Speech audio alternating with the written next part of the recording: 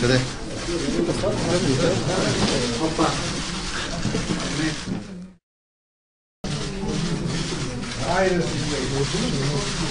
Не.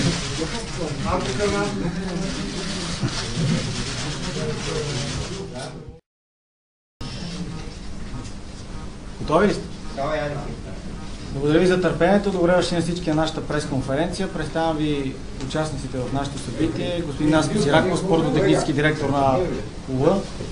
Само ви кажа, новия старши пресконференцията, извинявам, ще прекъсваме. Днес ще водим тази пресконференция. Ние ще водим пресконференция.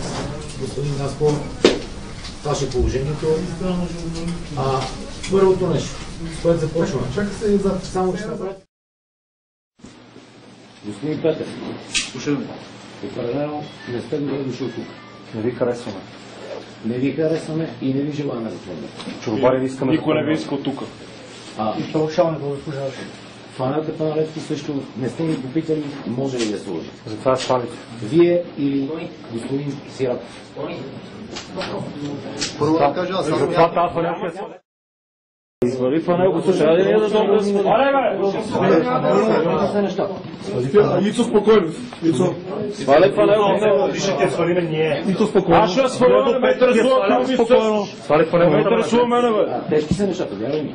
Тежки. Свали фанелко. Аре ти Елена Данчева, Трансград, бе. Ало.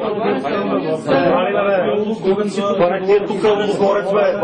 Свали фанелката, бе. Свали събличите, бе.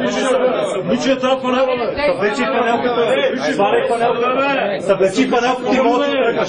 Събличи фанелката. Събличи фанелката и си кажеш.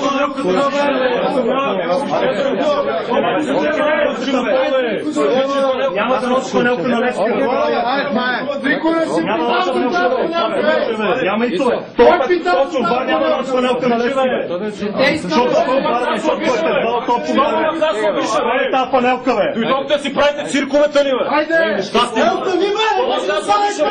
Дрейте рука! По-добре започваш да искаш. Наско само пише тук, обясни на всички какво се случва. Какво се случва? Треньор 143 за 13 дена. Какво се случва в Левски? Дерби с свинете, какво се случва? Аз нормално ли е това поведение точно при... Нашето ли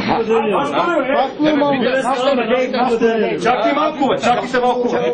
Така питам аз нещо. Докарахте ли Юканович? Казахте, че Юканович има карт-бланш да работи. На нас не казах. Ние излезахме и казахме, ние сме твърдо за Юканович, което значи, че Юканович при слаби резултати и при тия футболисти, които има, не трябва да си ходи, защото ние сме зад него.